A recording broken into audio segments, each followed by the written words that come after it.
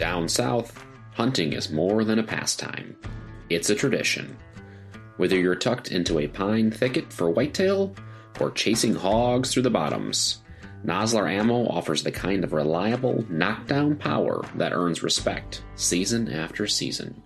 Trust the name that's built a reputation on performance. Trust Nosler. Welcome to the Southern U Podcast, brought to you by Darden Archery on the OKest Podcast Network, with your co-host Matt Brock, Jeremy Ferguson, and Taylor McMurtry.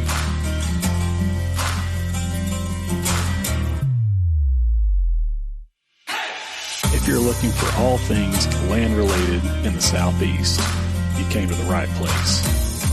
Whether it's real estate, habitat, wildlife, or just being outdoors, this is the place for you.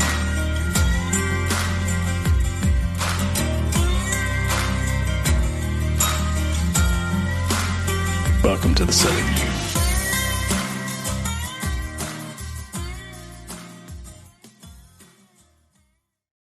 All right, everybody, welcome back to another episode of the Southern U Podcast, where we talk all things land-related in the Southeast. My name is Taylor. Across from me is Jeremy, and you'll notice there is no Matt Brock here. Thankfully. At least somebody's out making money. No, Matt is out making money elsewhere, I guess. He's burning something to the ground, or he's spraying herbicide, burning something to the ground. I think they're burning today. Yeah, probably are burning today. Yeah, we're behind, and of course I'm not in the sling today. I know. It's improvement. Yeah, some improvement, but yeah, they're Matt and Bray and buddy Cody and some other folks are all kind of jumping in to help because we've got so much going on, and I'm down. I'm still limited, headed to therapy today. So, but for sure, thankfully got some folks to help pull my lazy, sorry weight around that I'm not getting done. So right. It's great. But yeah, I think him and maybe Bray and buddy of ours, Chris Cook.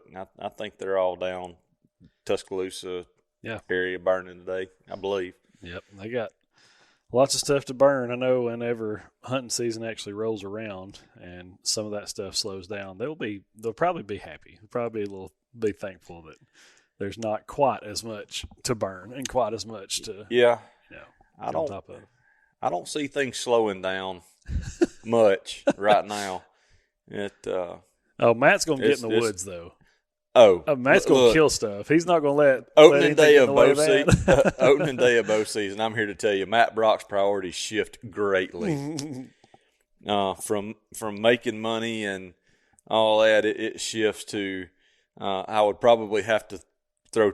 He's still, good Lord, still number one in his life, But I would say hunting comes in, and then his family falls to a distant third. Well, I think that probably that's the same scenario for a lot of us. When hunting season rolls around. It's funny because I have been busy and trying to get projects out and get deadlines, make sure that they get met for some of my stuff, and I've not really had the itch. Like, it's weird because normally this time of year I'm like, oh man, I can't wait to start getting dialed in, going through my gear, making sure everything is safe, and making sure my stuff is on, my equipment's on, and like I've just kind of been like in a work mode, not really thinking about it. And then we had that little cool snap over the weekend.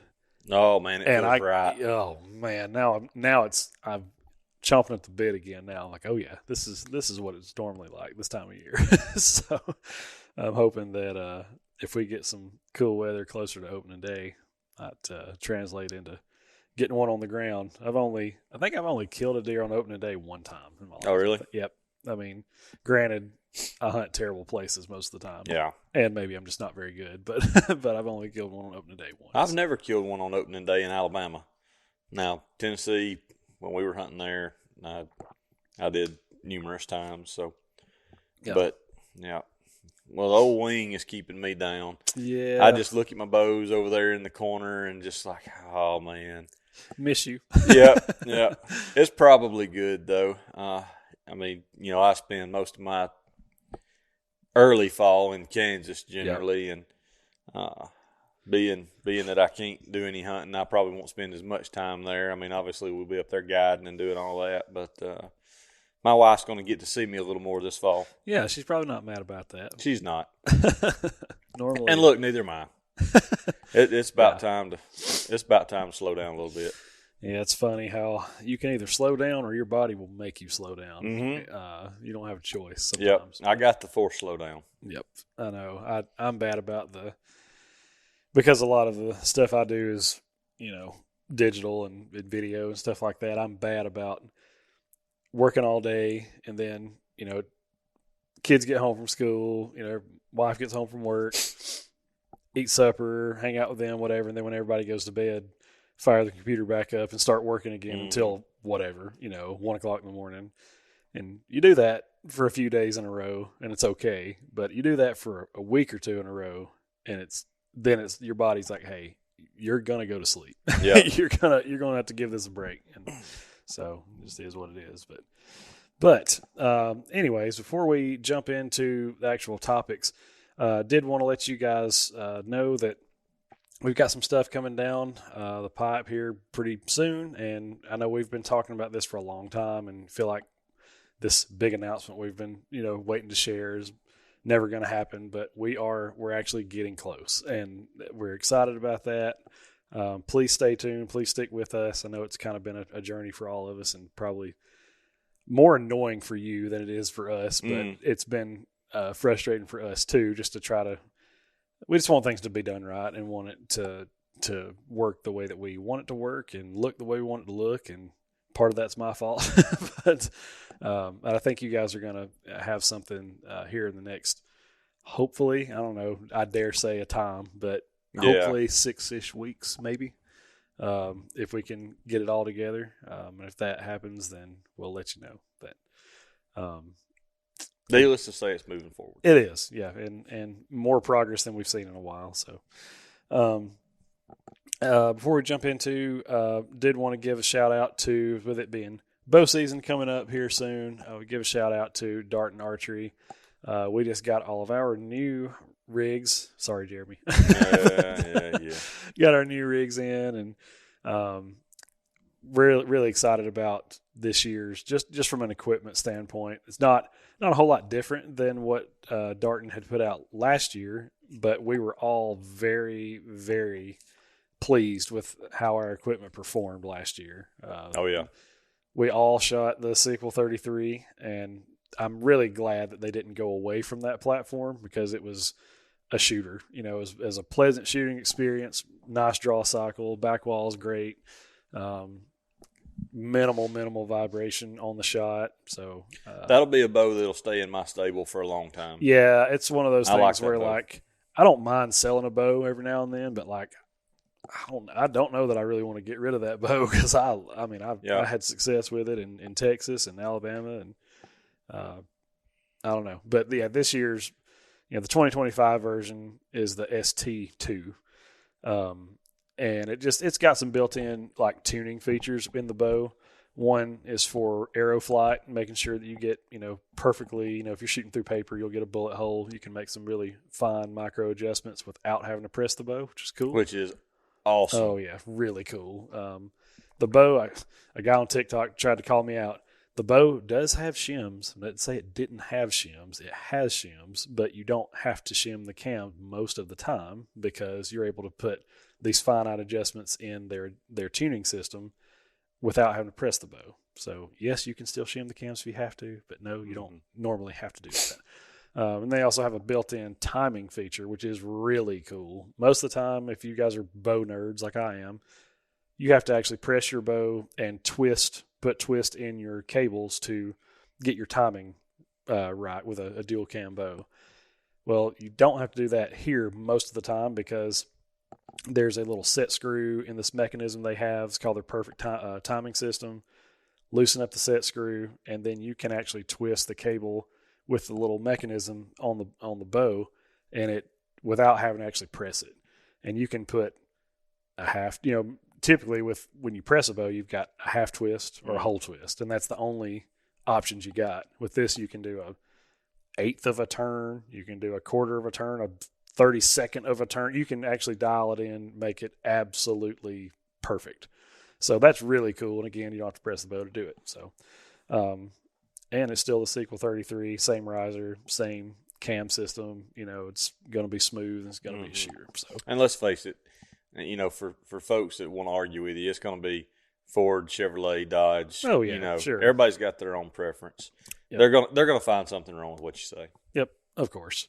But check them out if you're still. I know we're kind of getting down to the wire for opening day for a lot of people, and some of the Midwestern states have already opened up. But for those of us in the South, still got a little while. If you're looking at getting a rig, I would highly recommend just go shoot one. Go to a pro shop, get one off the wall, and just blast a few arrows through it and see what you think. Because I think you'll be surprised.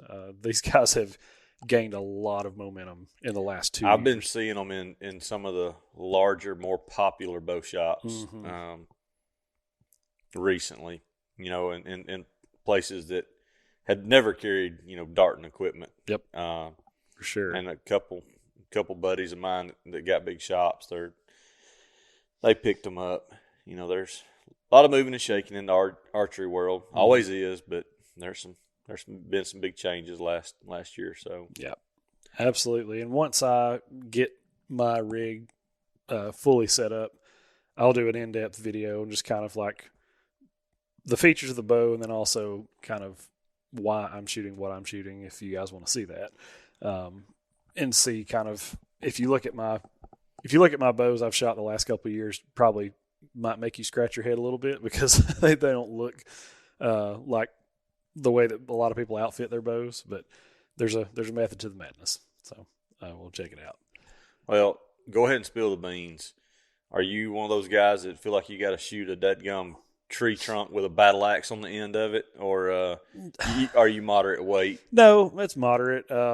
I've gone on both ends of the spectrum. I've never been a guy that has shot. I've never shot like a 650 grain arrow or anything like that. But I have shot as heavy as about 560, 565, something like that. I've also shot as light as about 365. Yeah.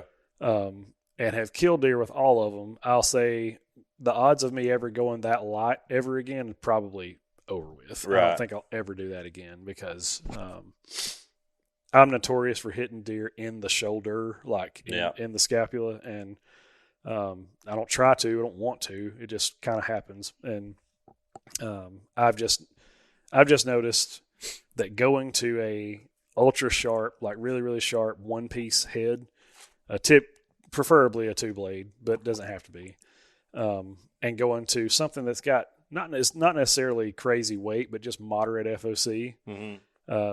I actually, these arrows that I'm going to set up now will be a little bit lighter than what I shot last year just because of the focus system. The focus system last year by itself weighed 100 grains. This one is going to weigh, I think it weighs like 58 grains or something. So it's a little lighter. It's an aluminum version, but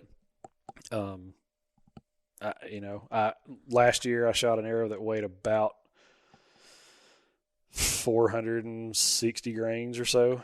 I think that's about where I was. Yeah, something roughly. like that, with a 125 grain broadhead. And I mean, nothing ever thought about slowing it down. Yeah, I mean, blowing through animals in Texas, here in Alabama, no problem at all. And so I was fortunate to make good shots on those animals too, but right. It's not always the case. But yeah, that's about where I'm at on that. And I couldn't tell you what my bow shoots as far as speed. I don't know. I know that I shoot a 200 or a 29-inch draw and 70 pounds of draw weight on my hunting stuff, and so anyways, it seemed to have worked for me so far. But that's what matters. That's right. Sorry, I got a text. Y'all. Sorry. Oh man, look at him. Sorry. Always working. No, this is my wife. Well, I'm checking. Got to check on that. But anyways, Jeremy, you got a shout out before we jump in? I do, and nobody can beat me to it this time. There you go. I got to shout out my wife. Hey. Let me tell you, Mary has been a trooper through this shoulder surgery. We've got a lot going on personally and professionally, both her and I. Mm-hmm.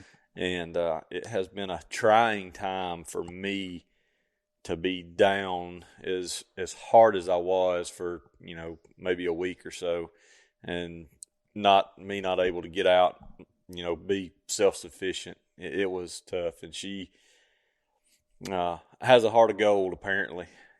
First, what she does for a profession, and then two, dealing with my stubborn butt, trying to do things I shouldn't do, and all that kind of stuff. So definitely, she's what probably keeps us going. Yeah, well, no doubt. It's the case for most married men, I would think. Yeah, absolutely. And I will give a quick shout out to. Look, I realize I do this stuff for a living. I will not claim to be any kind of guru or somebody that has all the answers, but for whatever reason, we have an abundance, a surge over the last 2 days of specifically Facebook followers that have been engaging with us and following our Facebook page on Southern U. I wish I knew why. I wish I knew what the cause for all that was, because I would bottle it up and sell it, but I don't. But I just want to say thank you to you guys that are new to Southern U and maybe the first time checking us out, first time giving us a follow or engaging with any of our content. We really appreciate that because I don't know. I think in the last two days we have gained somewhere in the neighborhood of like 2,000 followers in 2 days or close to it, and it's not slowing down. I mean, we're getting notifications as I'm sitting here of people following us. So. And it's really interesting to see what takes off. Yeah, you guys are quite interested in the price of beef. Turns out. and let me tell you, it's not any better. I just recently sold, and I run a different look, different breed cattle than Dad, and mine were good. I averaged somewhere around $2,000 a head, like we talked about on the video, but. Dad runs a lot of black and white baldies, which, bring a little bit more. And he sold the last load that we'll sell for the year. And his average, was 2,100 a head. Man.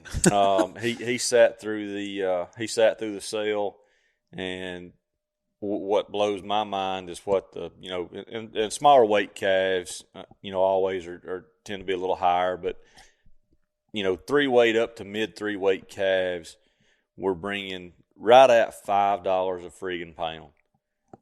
Look, guys, steak's about to be unattainable for the average guy. That's so crazy. It's crazy what cattle prices are doing, and I'm still seeing people buy and get in. Have at it, guys. If you got the money to buy and get in, go for it. Yep. I'm going to hold steady. Yeah. We're going to keep static. We're going to see what happens. We're riding this wave out. If it holds strong for a while, great. Maybe we've got plenty of acres to run more.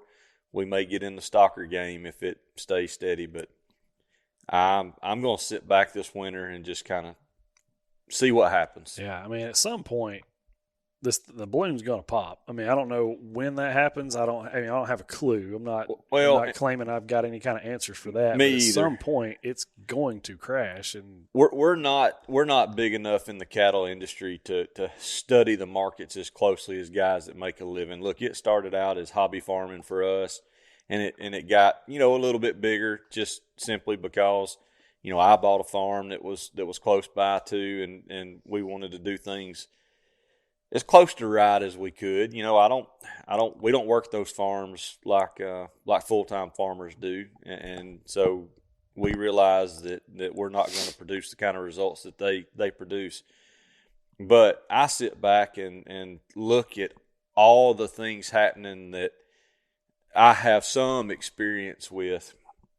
You take cattle prices, for example.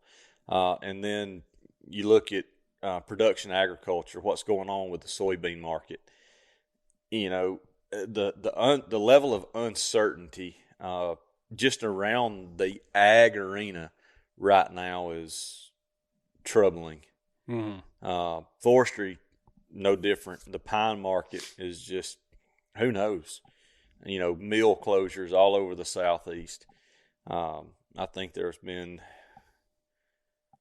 it's 3 decent-sized mills that have closed in relatively close succession just here in the Southeast. And that impacts everybody. You know, you may not think we're in North Alabama. You may not think a Southwest Alabama or Southwest Georgia mill has any impact on us, but it's a domino effect. I mean, it affects the mills that's close to them, which affects the next run of mills, which affects ours.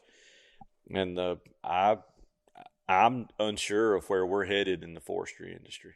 Yeah, I really am.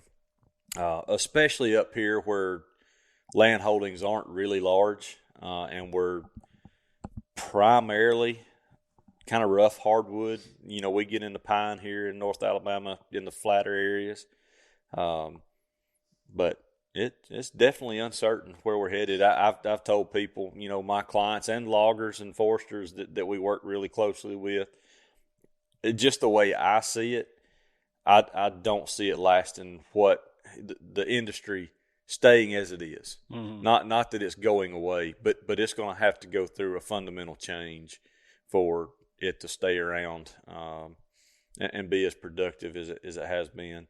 I've told our loggers that, you know, the way I see this going right now from a consulting side is it's almost going to get to a point where a logger is a service provider versus somebody that's removing a product and paying the landowner for the product. I think it's going to be the product that they remove pays for a portion of the job that the loggers do. Mm-hmm. If something doesn't change, that's almost where we are, because trucking is so expensive, logging rates are so high, insurance rates, you know, just continue to go up. Definitely an unsure time. No doubt. Yep, I guess we can jump off the gloom and doom or uncertainty and talk about something we do know about. Amen. Yeah, so today's episode is a little bit, maybe a little different than stuff that we typically talk about, mm-hmm. but it's something actually Jeremy ran into, yesterday, actually, I guess? Or yesterday, and look, it's been a constant. This is something that we run into constantly, but yesterday it really it really kind of hit me in the face. It was like, man, there's a lot going on here on this place, and they're headed in the right direction, but there's no real way to see where we've come from to know what kind of successes we've had up until this point. I mean, I have an idea simply because, you know, I know what I'm looking at, and that's maybe a little pompous to say, but I understand what's happening, you know, on the landscape fairly well. But, you know, from a landowner perspective or just a service provider perspective, who, you know, we were talking about with the landowner there yesterday, is we have to have some key targets. Mm-hmm. Otherwise we don't really know where we're headed, where we've made it to. Mm-hmm. So tracking progress is... Yeah, so basically keeping records. That's it. Being able to keep records for really anything that you're trying to do to improve your habitat or your herd, I guess would probably be a good way to say Absolutely. that. Look, and the fact of the matter is, anything you do, you need to keep records. I mean, look, this podcast is not about business, but hey, if you're a business owner, you better be tracking what you're doing so that when you have failures, you know why you had that failure. And when you have successes, you know why you have had those successes. Or if you even had success at all. Exactly. You know, I mean, there's a lot of times I've sat through some business coaching type stuff, and you'll hear people say a goal that I have for the upcoming year is to increase sales by 30%. And it's like, okay, well, how would you know if you hit that mark or not. Do you have your previous year's numbers? No, I didn't keep up with it. Okay, well then how would you know? Exactly. I mean, I guess your bank account may look a little better or something, but it's all anecdotal. Yes, and so it's the same way with managing a deer herd, or a turkey population or whatever. We were talking about it yesterday. You may have a year where like, oh man, this was a great year. I killed 3 bucks on my farm this year. Man, what we're doing is killing it. That could have been completely random. Yep. The habitat improvements that you did or didn't do may have no bearing on that at all. You could have just had, what time of year did you harvest those bucks? Were they traveling from a different property? That's and right. Happened to pass Were through you yours? Strictly lucky because of the rut? Yes. The right doe ran in front of you. Exactly. So trying to keep track of where you've been is the best indicator to know, where you've gone, I guess, whatever. So I guess we're just going to kind of talk through some of that and not just the importance, but maybe like some practices and things like that can be done throughout your progress. Because the part in this equation that people, I won't say forget, but people maybe aren't quite as mindful of is like all of these type things to some degree cost money. And so if I'm spending money, I kind of want to know where it's going. Yeah. Am I getting a return for this, or am I just going to indefinitely spend money and just kind of hope for the best? I want some sort of way to measure my return. So if you're burning, in your property, if you're planting food plots, if you're spraying herbicide, like all that stuff takes money and a lot of effort, That's a lot right. of sweat equity too. So make sure you have a way to measure it.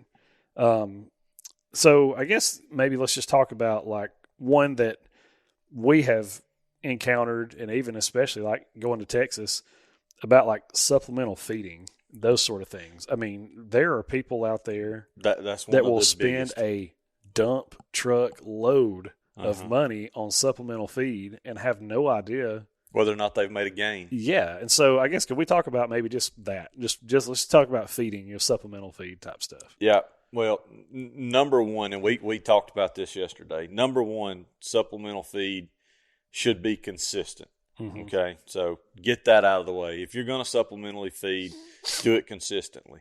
But, you need to track by month and by feeder, how much is being used. Because one, if you start managing habitat differently on your property and you're still running feeders, or you're going to start running feeders or anything associated with the supplemental feed, what we're trying to do with habitat management is reduce your reliance on that supplemental feed. Which, thereby, drops your bottom line because you're having to spend less on supplemental feed in the long run. But if you don't know how much feed you're using in these locations per month, then you've got no way to know if your improvements are actually helping your target goal, which is reducing your feed bill, which is, it's a side goal, obviously. Herd health should be number one. But, this is a business. We're going to try to save you money if we can. But track it by feeder location, track it by month, or if you're feeding them bi-monthly or weekly, whatever, just track it and see what your utilization rates are. One thing that I would also recommend to everybody, because all feeds are not made the same. I know there's great nutritionalists out there with all of these feed companies. I still like to, if I'm going to be buying a metric ton freaking feed. Yep. If I'm buying a buttload of feed, I'm going to take samples and I'm going to send them off and have them tested myself. Yep. I want to see. I want to ensure that what's on that bag is actually, from a nutritional standpoint, actually what I'm going to get.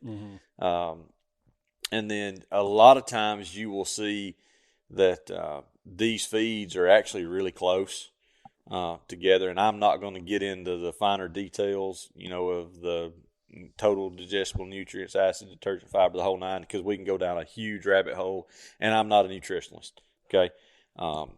But I would do that as well to see, if that extra $3 a bag is worth it.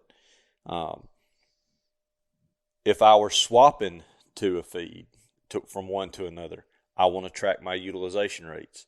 I want to see if, the deer seem to not prefer this particular feed for some reason or other. So all of these things you need to keep in mind and track, because they do affect, primarily your expenses. But number two, if you're using a feed the way we want you to be using the feed, which is you've done everything else right. Yeah, it's a supplement. Yeah, now let's see if we can make incremental gains using this feed. If you're inconsistent or you're using a poor quality or a variety of different factors could cause this, but your consumption rates or your utilization is not where it need to be, we may not get that incremental little jump that we're after. So we need to know that. And landowners primarily going to be enclosures is where you're going to see people needing to track this. If you're in a free range situation, you're not going to impact your deer herd a whole heck of a lot with supplemental feed. By all means, have at it, do it. There's feeder companies and feed companies out there that need your money. Have at it. It's not going to have a huge health benefit. Right. Well, and I know, like you kind of said it a minute ago, that enclosures are more apt to track this kind of stuff to that degree than a free range herd. But I thought it was very, very interesting. And I'm not saying that the average person is going to do this, but when we went to Texas, in their research pens, the ones that where there were high fences, they could tell you how old a deer was, how much feed that deer had consumed in its life, and how many pounds of feed have gone into that animal throughout the course of its life, and from which location it got it from. That's right. Now, granted, I don't think that's feasible for a wild deer herd and, for the average person to do.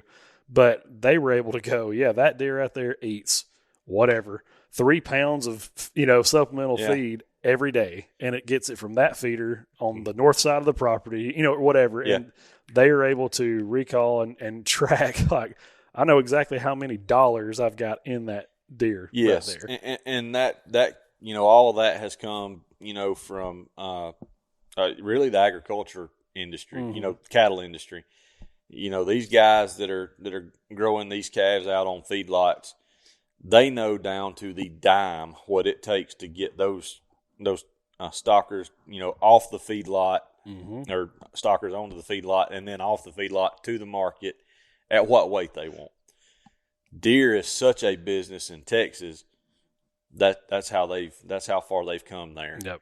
We're not there by and large anywhere else other than in inside enclosures. No, I agree, and I already said it, but when the supplemental feed game, if you're going to spend that kind of money, make sure that you have done all that you can. I know we all have budgets. We've all got things that factor into our decisions, and we're not able to just go spend, endless amounts of money aimlessly. But if you're going to spend whatever your budget is, make sure you've done the habitat work first and then go the feed route. Because like Jeremy was saying earlier, just listen to him and Bray and Matt, some of these other guys we've had on the podcast talk. It's really, you're going to have very minimal gain in a perfect scenario. Right. With a bad scenario, you'll have almost nothing at all. Mm-hmm. And you spent a lot of money. Yes, you spent a lot of money and not a whole lot of gain for that. So it is meant to be a supplement. I think from what I've heard you guys say over and over is, if you're relying on a bag of feed to add 50 inches of antler to your bucks, like that's just not gonna happen. Nope. But if you can provide, forage and stuff that they need and native browse, and then supplement that with some kind of high quality feed, then maybe that makes sense. Yep. Look, Matt, I'm not going to give him much credit most of the time, but the name of his business is absolutely right. habitat first. Yep. You should always worry about your habitat first. Look, I get it. Some of you don't own the land. You can't work on the habitat. That's right. You're SOL. I mean, do what you can, hunt, enjoy it, and don't get too caught up in it. Mm-hmm. But if you have the ability, always work on the habitat first. Yep, for sure. As far as that's kind of supplemental feeding and those type things, but I guess can we talk about moving from there to maybe like other means of habitat improvement, like prescribed fire? Yep. Granted, I understand that most landowners are not just torching their entire landscape every time that they burn. Yep. That's right. It's in sections or blocks or that sort of thing. But most people aren't going to just forget, like, oh, yeah, I forgot that I burned that section of, but depending on how much land you have. Absolutely. You know what I mean? Some of you larger landowners out there may go, well, I know that we burned it. Was it 2 years ago? Yeah, was that 2 or 3 years ago? What rotation do I want? So, I mean, can we talk about why that's important too, to kind of make sure that rotation is kept in check? And it's even deeper than just the rotation. I talked with the guys yesterday, big, beautiful tract down in southeast Alabama, inside an enclosure, doing a lot of things. I mean, a lot of things right. Just needs some tweaking. But when you're burning, and folks that have burned a long time, Matt and I and John Stivers and the CFM guys down south, they do a great job of keeping records. But every time you light a fire, you should, number one, you should have a burn permit. If you did a burn permit, you should probably have a plan. Mm-hmm. But on that plan, you should always be tracking your weather conditions. And by that I mean temperature, humidity, wind, how you lit the fire as far as your ignition type, whether it was head fire, flank fire, spot fire, however you did that. And then you also need to keep detailed tracks of exact timing. Because depending on what time of year you burn, you may have different results. Mm-hmm. If you burn in the fall, you're going to have different results than if you make a dormant or burn a dormant season fire. You're not going to have the same impact on the plant community at burning at those different times. But I am very interested in, and I've started keeping track. I used to just keep track of the date. And I didn't really pay attention to the response that we were getting just in swapping up dates 2 or 3 weeks. Mm. I was just worried about sections of the year. But I have gotten very interested to the plant responses based off of, even down to the week of what's burning. Because on your landscape, and this is where the records are important, you may have certain flowering species that need fire, serotinous seeds that need fire to germinate and things like that.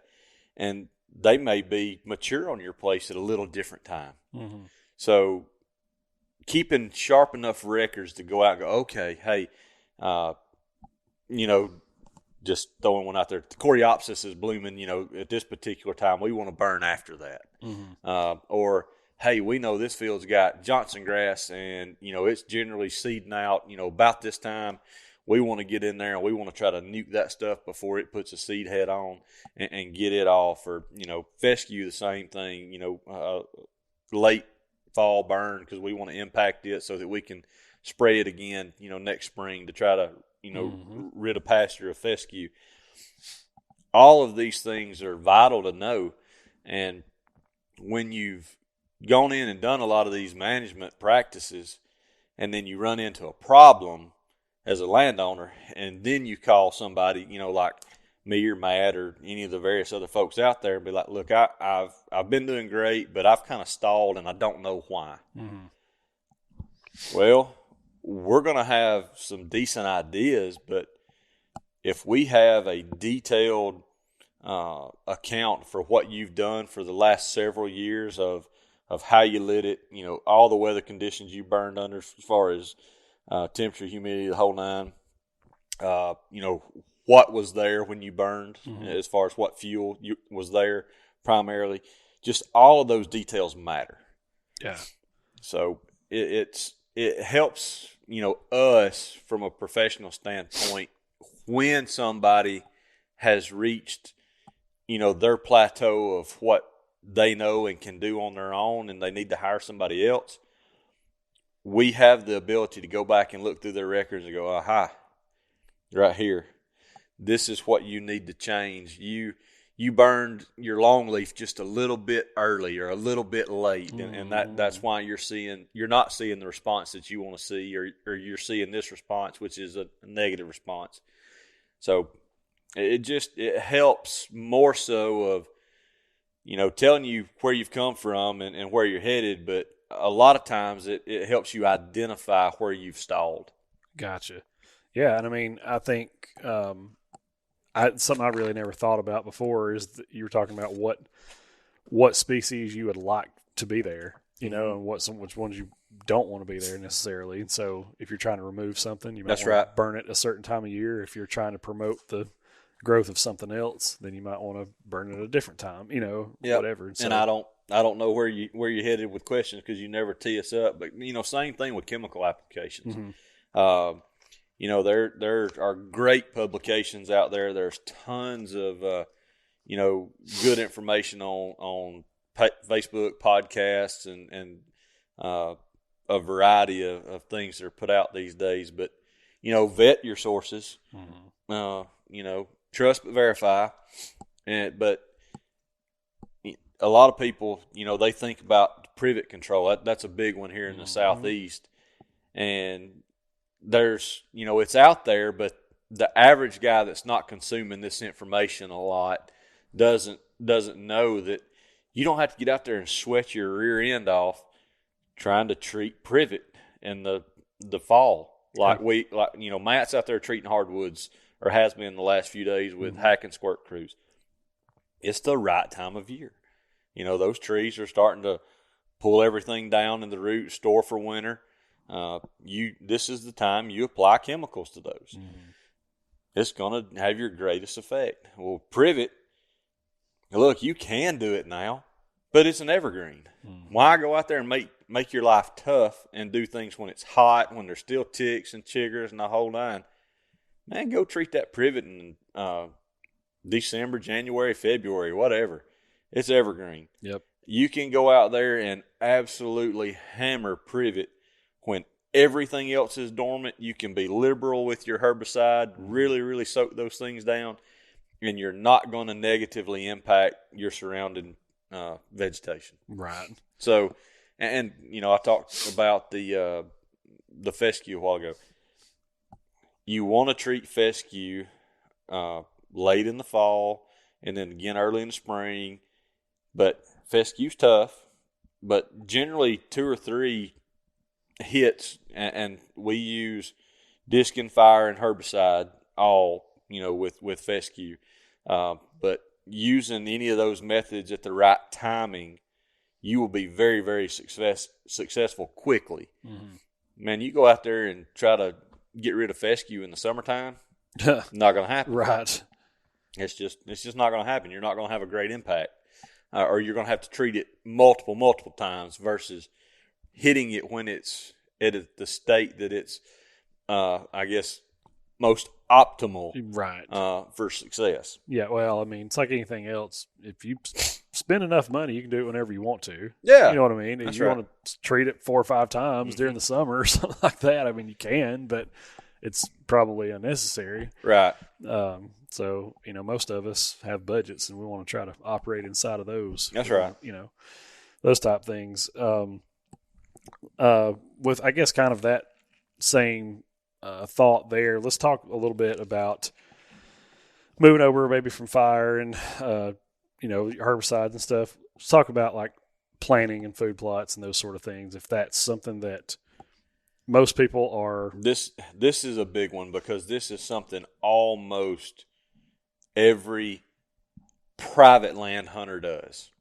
whether you're hunting your own land or you're hunting leases or whatever it is. If you're hunting private land, most people are doing some type of food plot activity. Well, it's one of the few things that even if you lease land, they will allow a leaseholder to do. That's right.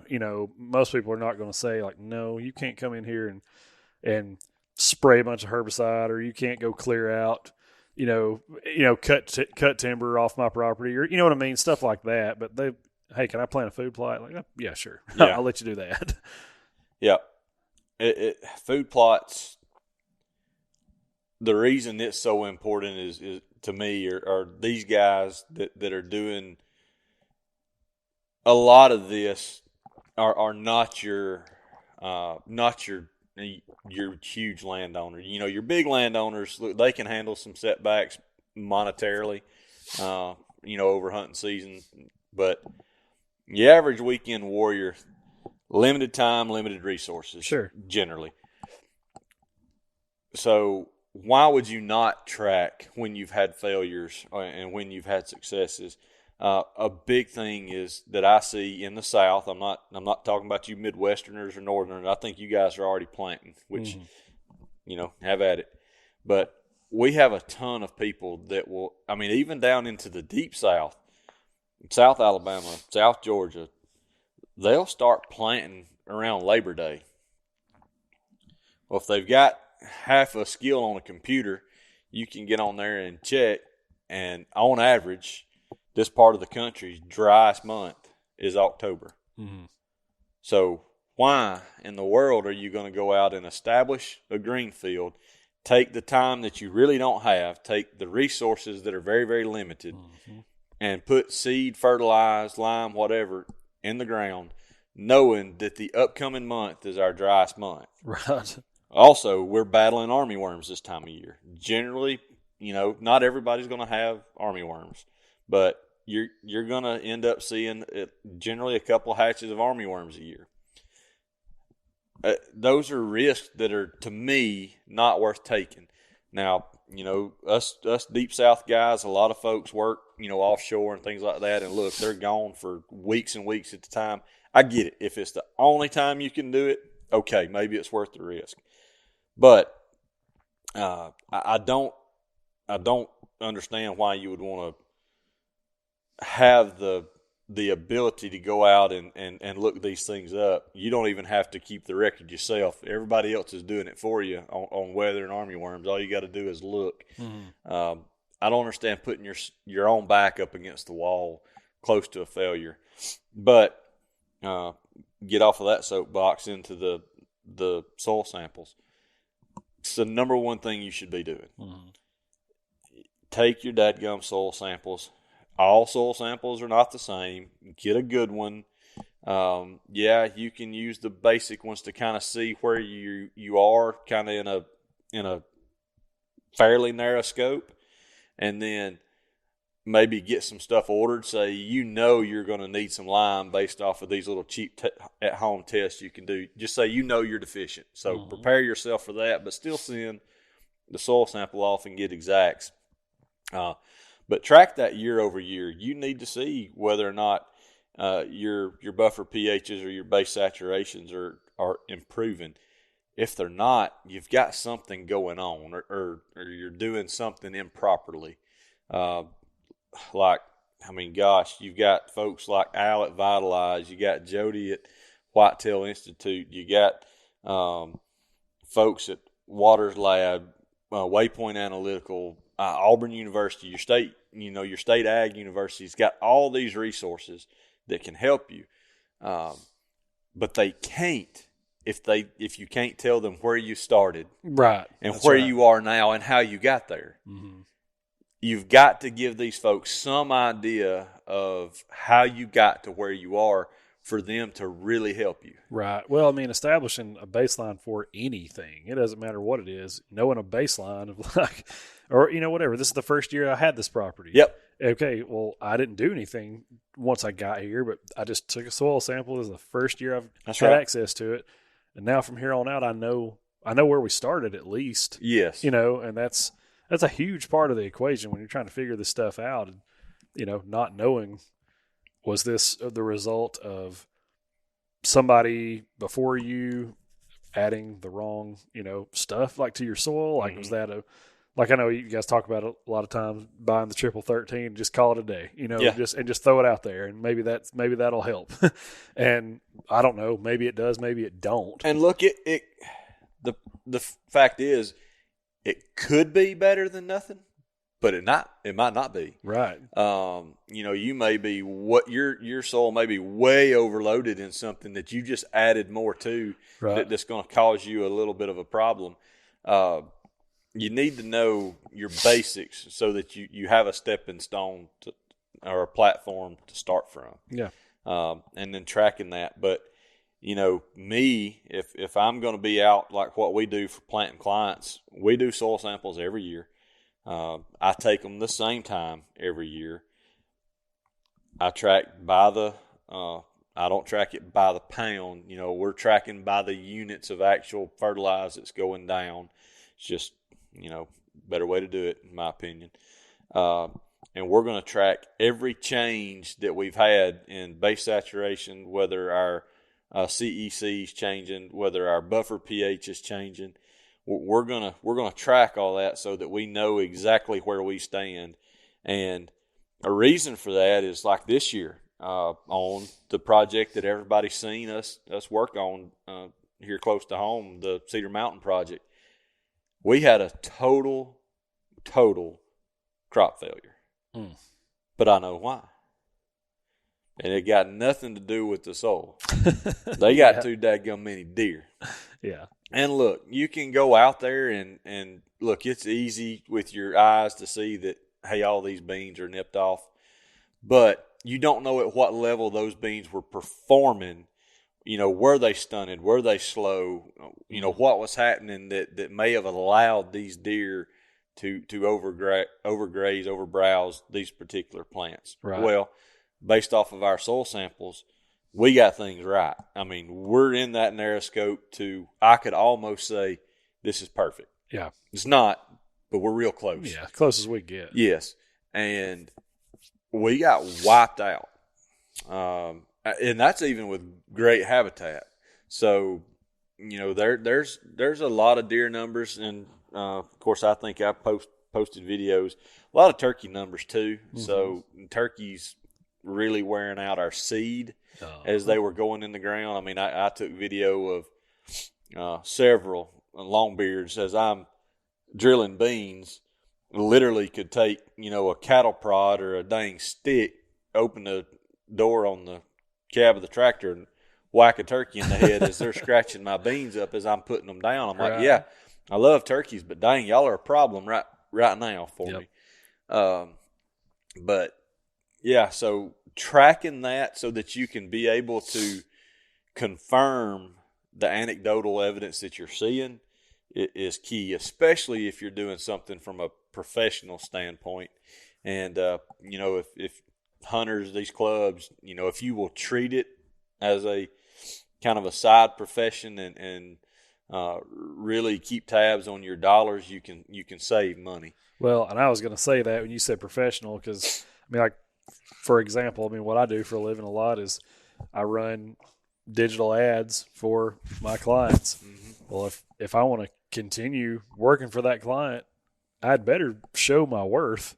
So I say, hey, this is where you were at in terms of dollars, sales, engagement, whatever it is that we're doing before I got here. Mm-hmm. And then you hired me 3 months later, this is where we're at. Like, I need to be able to show you, like walk you through, this is where we were at and this is where we are now.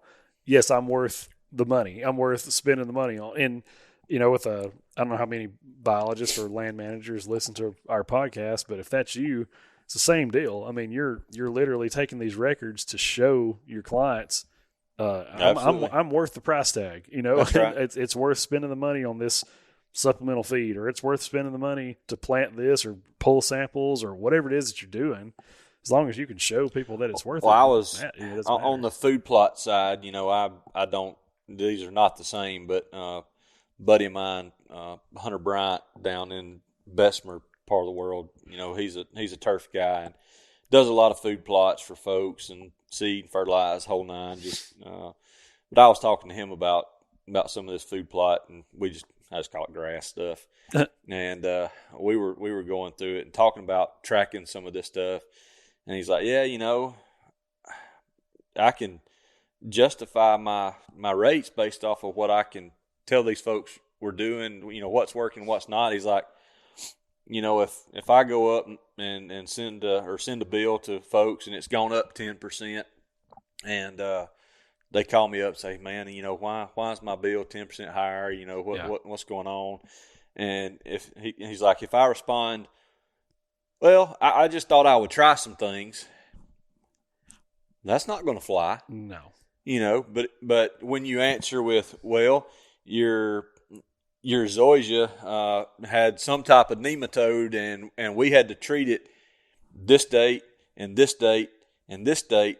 And by the way, next year, instead of having to do that, we're going to do something preventative. And here it clicks. Okay, my guy knows what he's doing. I'm not worried about it. He's got evidence. He's tracking what's happening, and that's why I'm having to pay a little bit more. And that's, we were talking about people just throwing money at food plots, at that type with that conversation. And we weren't talking about nematodes. We were just talking about, right, sure.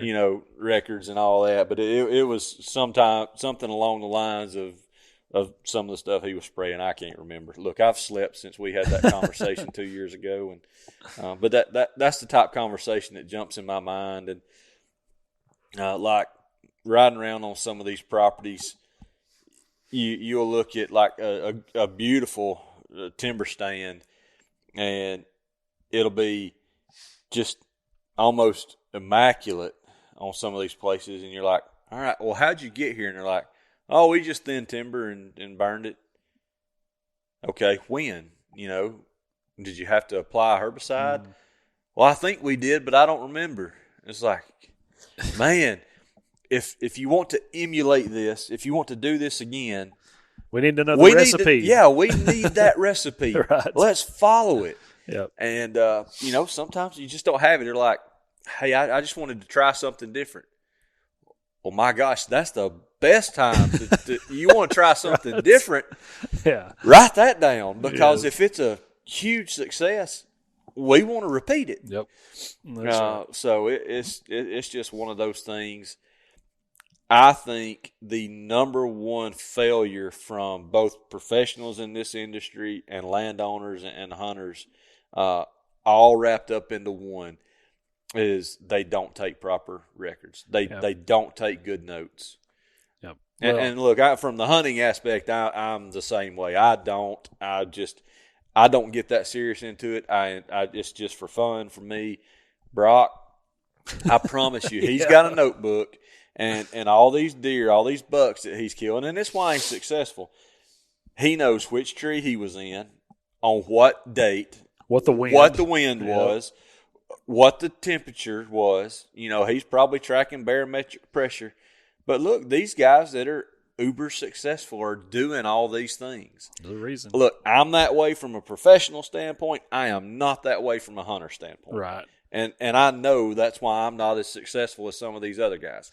Well, and I accept that. Sure. Well, and even you guys that are like a club president, or you're trying to recruit more members to be a part of your lease, to your club.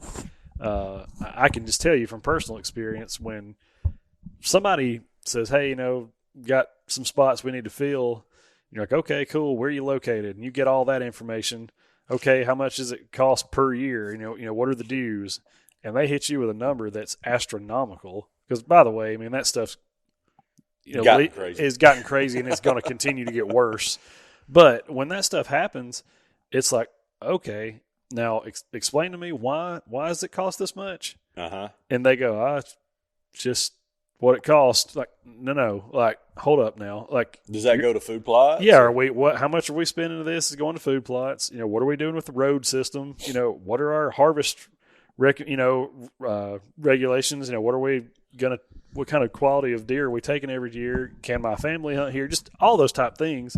And it's like, obviously the less people you have involved in a lease, the higher that number is going to be. Yep.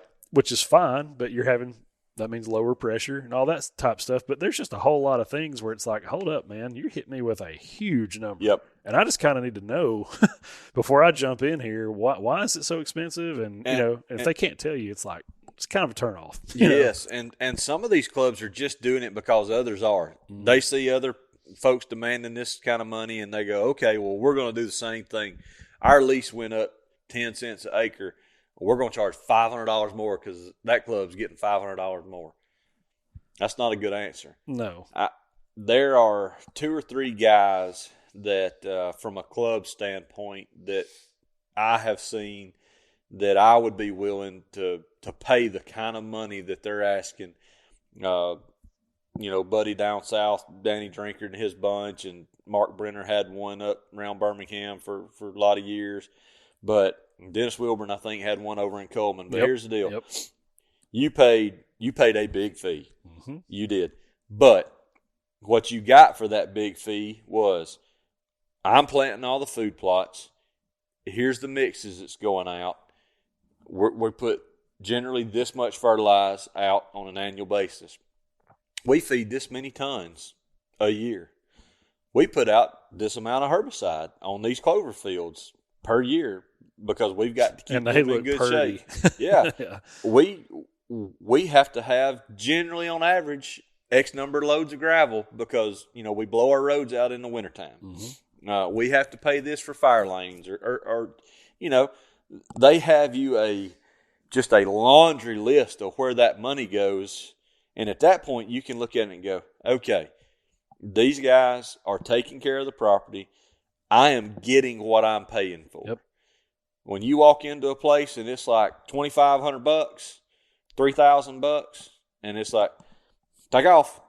Okay, so what is the money just for access? Yep. And if it is, that's okay. Yep. Just need to know just that. Say that. Yep. Yeah.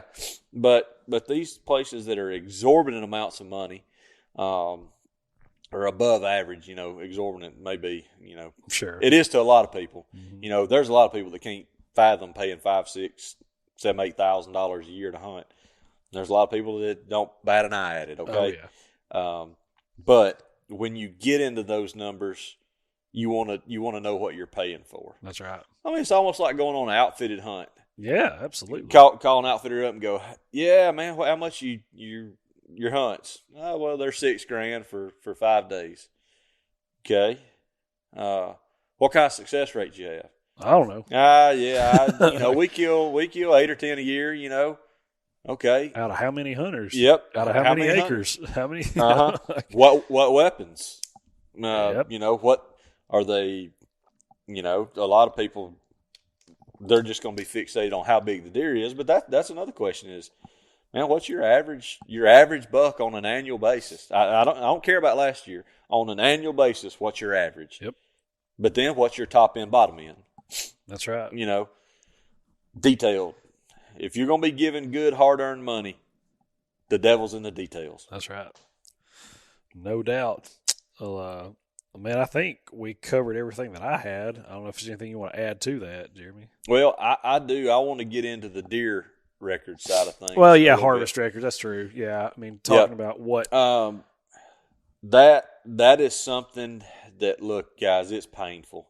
It's a pain in the ass to take all those records, but it's very, very vital. If you're going to intensively manage a place, it is vital to take those records. Mm-hmm. You need to be pulling jawbones. I hate it.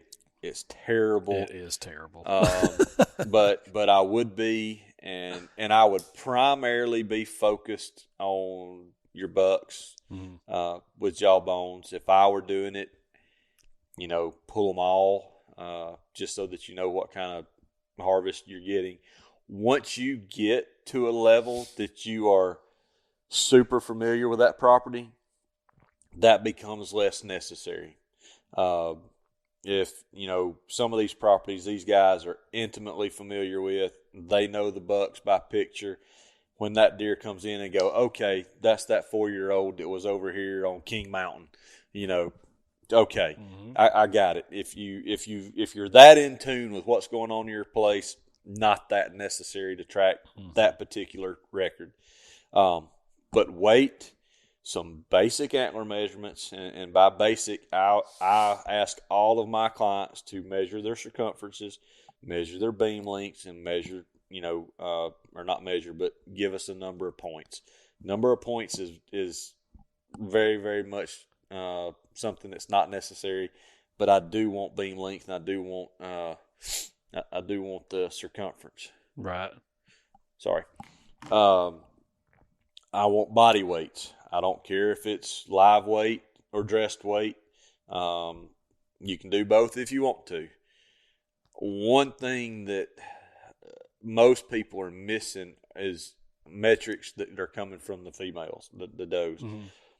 I do want to track whether or not they're lactating, and primarily on the does, but it's great to take it off of all of them.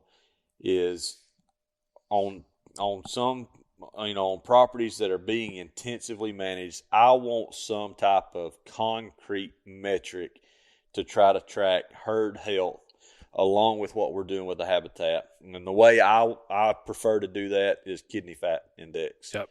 You don't have to track every deer for that.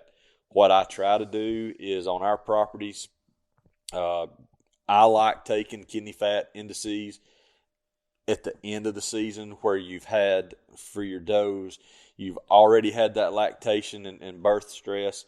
You've had the stress of the rut, and you're at a primarily one of the lower food quality and volume. This is them at their worst. Yes. Yeah. That's when I kind of want to grab that. And the way we generally do that is we'll have a doe hunt kind of toward the end of the season with our guys. And depending on how many acres it is, I'm going to give them a target number. And we're going to pull kidney fat index on all of those during that time. And we're going to track that along with what we're doing. Yep.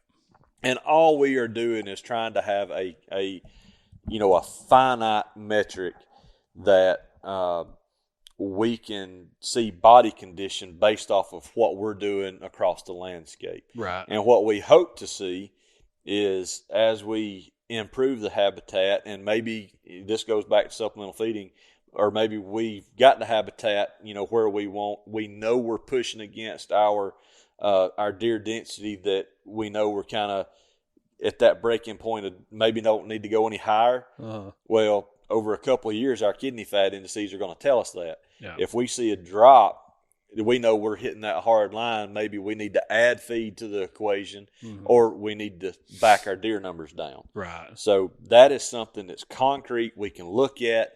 Look, it's not only is it something that's very trackable and it's easy to do, but really it's kind of easy to see. Mm-hmm. Once you show somebody, man, landowners can open those up and visibly go, oh man, this deer had a problem. Or, if you've got 10 laying there and they all look great, but you've got one that's off, you go, okay, we've got an outlier here. This looks great. We're headed in the right direction.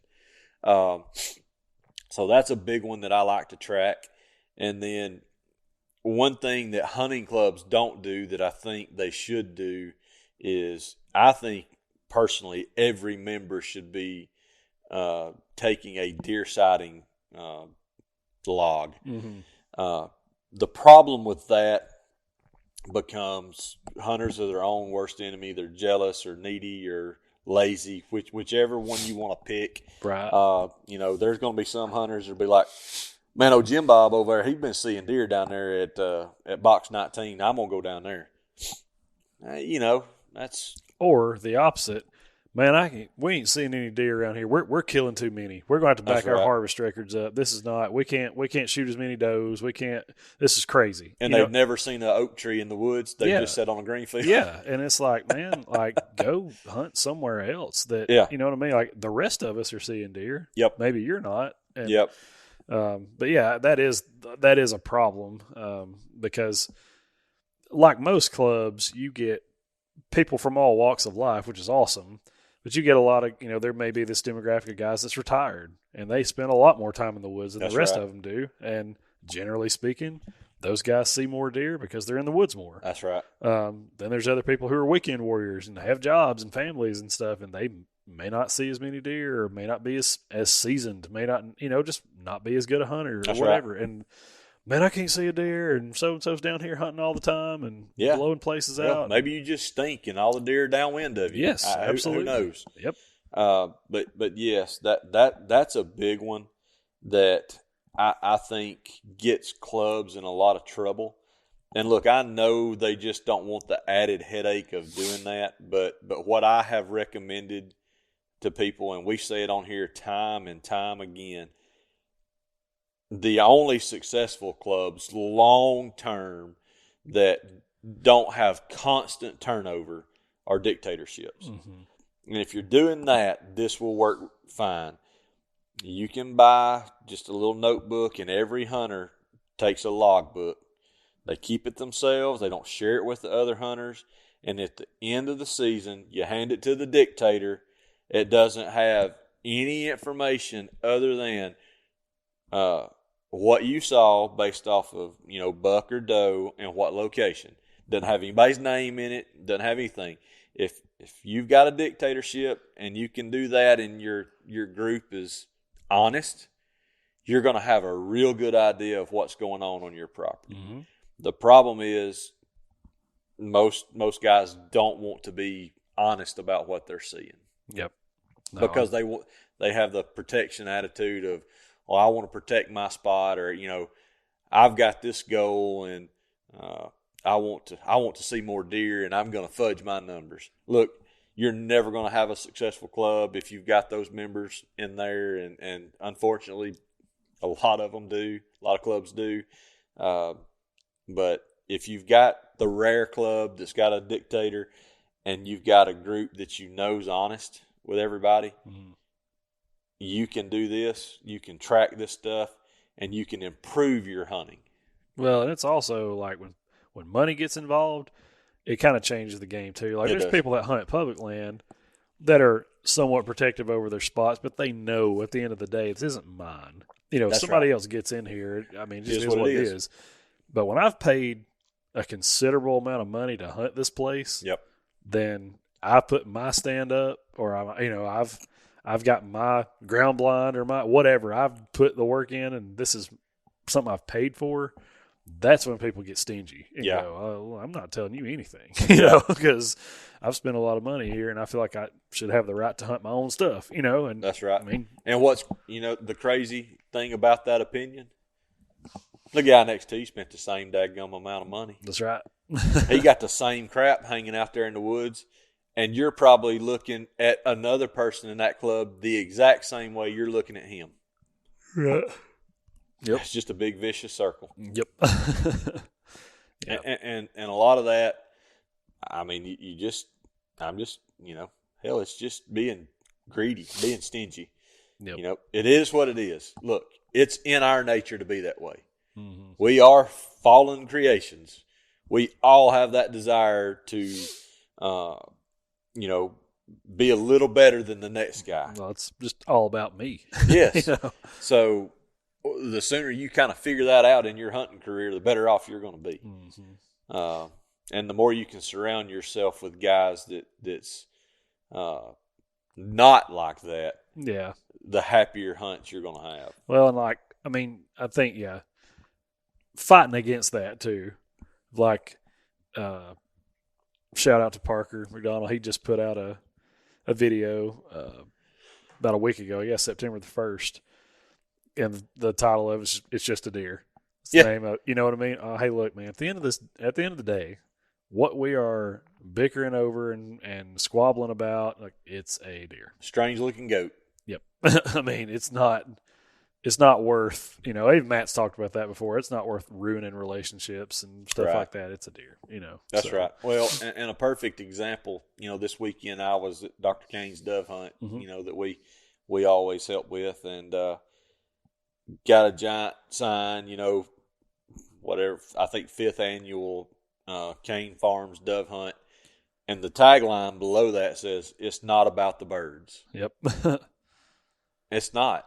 and hunting shouldn't always be about the deer or the elk or the turkey or whatever it is. Good Lord, enjoy the creation, enjoy being with people, have fun. The harvest should be a byproduct of your enjoyment of all the other aspects of it. Sure. I mean, it's fun to be around those that are like-minded and kind of have the same goals and that sort of stuff. I mean, I've got to the point in my hunting career that if I'm not generally going with somebody, now that don't mean I want somebody sitting in the stand with me. Yeah. But if I'm not going and it's not, kind of a trip to hang out, shoot, man, I can hang at the house and do some other stuff. I know. It's gotten to be much more social for me than it was when I was younger. Yeah, and I mean, there are times where I really just like, look, man, I need to get to the woods and just decompress for an afternoon or something like that. And I still do that occasionally. Like my wife thinks it's the craziest thing in the world, but generally speaking, my birthday is usually a day where it's like, hey, on my birthday, it's kind of mid to late November for me. It's the 21st, and so I'm just going to the woods. Like, what do you want to do for your birthday? I want to go to the woods by myself. And like now that we've got kids and stuff, it's a little different. But it's just odd for most people to be like, you just want to be by yourself on your birthday? Yep. This one day, yes. But now it's like as I'm getting older, and even Everett is starting to show a little interest. And you gonna let me go with you this year, Dad? Like, yeah, man, sure. Let's go. So let's go. But now it's gotten more social, and you guys have heard me talk a bunch about my buddy Kyle that's kind of gotten into it the last few years. And it is like my mission for this year. Like, we gonna get Kyle a deer with his bow. It's gonna happen. Lord like Almighty. I mean, we've gone on SOA hunts. We've hunted Jeremy's place. I know y'all went over there and skunked it up somehow. Yeah. Early season is not that way over there. Y'all need to go over there, and Matt's got some people coming in that's going to hunt on it, I think, for a few days. So he's going to plant my plots for me because there you go. I don't think I'm going to be able to. But yeah, y'all need to run over there and smoke a couple of deer off those plots before anybody else gets there. Right. Yeah, that'd be fun. But yeah, I mean that's part of it. Is like, now I'm more excited, and we've put in for the SOA stuff. By the way, if you guys are going to do that, you need to go ahead and apply. I think it's open now. But I mean, heck, I want him to kill one so bad I can't stand it. You know, like I want to be there and help him drag it out of the woods and all that stuff. So it's part of it, I guess. Absolutely. Yeah, but moral of the story: you can't prove successes if you don't know where you've come from. Right. What did you say yesterday? If you don't have a target to shoot at, you'll hit it every time. Yeah. Yeah. So hashtag broadside. Yeah, there you go. I mean, look, that's perfect. I mean, and it's accurate. Look, if you don't know where you started, you don't know how far you've come, and if you don't have some type of goal to shoot at, you can call it success, but who really knows? That's right. I mean, sporting events that we all know and love, they all have a scoreboard, and that's how they've declared who's a winner. Whoever scored the most points, that's the winner. And if your kid's in a league that don't keep score, take them out of it. Yeah, that's right. That's it. I mean, that's how we know who wins and who loses. But you don't have that in other aspects of life. So you've got to. When I was in ministry, we used to. I would sit down with our team and volunteers that were under me and even some staff guys under me and go, this is what we consider a win. And I would just go down, here's the criteria. If these things happen, I don't care how you feel about it. I don't care how anybody else on the planet feels about it. This is the goal. And if we achieve these 3 or 4 things, it's a win. And even we would have a summer beach camp trip where we take students on every year. And people, especially, the parents in the room and stuff like that would look at me like I was crazy. But I'm like, we're going to go to Panama City for a week, and we're going to get teenagers out of their routine. We're going to get them away from all the noise up here on the mountain, and we're going to take them there. We're going to expose them to the gospel. Like, we're going to, teach this in a way, hopefully, that's clear, that's, you know what I mean, and is relevant. And it was like, here's the goal for the beach camp. This is what I want. This is we consider to win. Like, I want every student there to have a good time. Yeah. And they're like, well, yeah, but what about the gospel, or what about kids getting saved? Look, I hope that happens. It's great. And you know what I mean? That's hopefully long term, that's the goal. If that does, we don't have 15, 20 kids that get baptized on this trip. That's okay. That's right. I want them to leave this trip knowing there are a group of adults that care about them. Mm-hmm. The end. We win. That's right. And that's the goal. And people will be like, oh, okay. And that might mean that your bunk room with middle school girls, looks trashed or something. Like, you may have to pick up some garbage and throw it away. When we go eat, there may be plates and cups left on the table. You may have to pick those up and throw them in the trash for them. Just do it. Right. Like, I want them to pick up after themselves. Well, yeah, I do too. But what's more important here? Like, again, what is the win? Yeah. The win is, let's make sure they have a good time. They know people love them and care about them. That's right. The end. You know what I mean? And so, you're much, much more likely to have a lasting impact if they have a good time. Yes. And so all that to say, defining what is a win for you on your property. Well, what is a win? What do you consider to be success? Well, define that. Write it down. Take records of it. Are we winning? Are we losing? Are we backing up? Are we making progress? Or, but if you don't do any of that stuff, you don't define it. Yeah, I mean, everything that you're doing on a property could be a colossal flop, and you get lucky and kill the best deer you've ever killed. Yep. On your place. Yeah, that's great for hunting success, but you shouldn't consider that a win. Is that a measure of continued or a trajectory for success? Right. No. You know what I mean? It's a fluke, outlier. That's right. So, once you start having success, and it's because of these things, and you can keep that up, then continued success is going to follow. Yes. But a one-time flash in the pan, go, man, we got things right, and here we go. We keep doing that, and you're like, the next 2 or 3 years, you're like, man, what happened? That was a great year. Well, you got lucky, and unfortunately, you just don't know it because you got nothing to compare it to. That's right, and that's frustrating too. But been there. Anyways, I think I forgot all about the harvest thing. I'm glad you brought that up, but I think that's about all we've worked through here. A little bit longer show than we normally do, but guys, listen, before we get off of here, seriously, if you're new to Southern U, if this is the first time you're checking out our stuff, we appreciate you more than you know. Share with your friends, share some of our content, or just share our, you can invite people. I know on Facebook, if you'll go to our page and click the little dots, 3 little dots on the top right-hand side, you can click on invite friends. You can invite up to, I think, 1,000 people a day. If all of you guys that are listening to this podcast did that, that would mean the world to us. Absolutely. Amazing. And you can find us, as far as the podcast goes, any streaming platform, whatever your favorite is, Apple, Spotify, any of that type of stuff. And on all social platforms, Facebook, Instagram, TikTok, YouTube, you'll see all that kind of stuff there. Hunting season's about to kick off. And we're ready to shoot stuff. We're ready to get in a tree a little bit. Sorry, some of them are.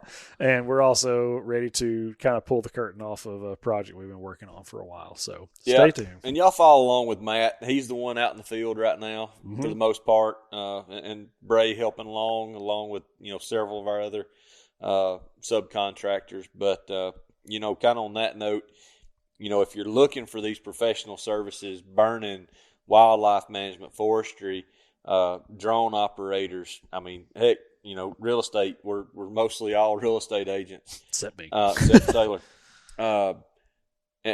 Even outside of Alabama, if you're in the Southeast, over to Texas, up to Arkansas, and up to the Carolinas, we've got folks that we can kind of hook you up with. If you're looking for these type services, just reach out to us, PM us, and we can kind of get you directed to the right people if you're not in our wheelhouse. Yeah, we did that last week, actually. A guy reached out through Facebook and said, hey, I've got a place in Georgia.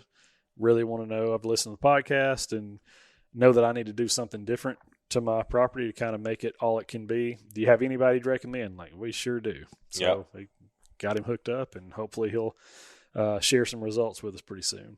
Absolutely. But you guys stick around. We got some stuff coming, but we will see you on the next one. Out.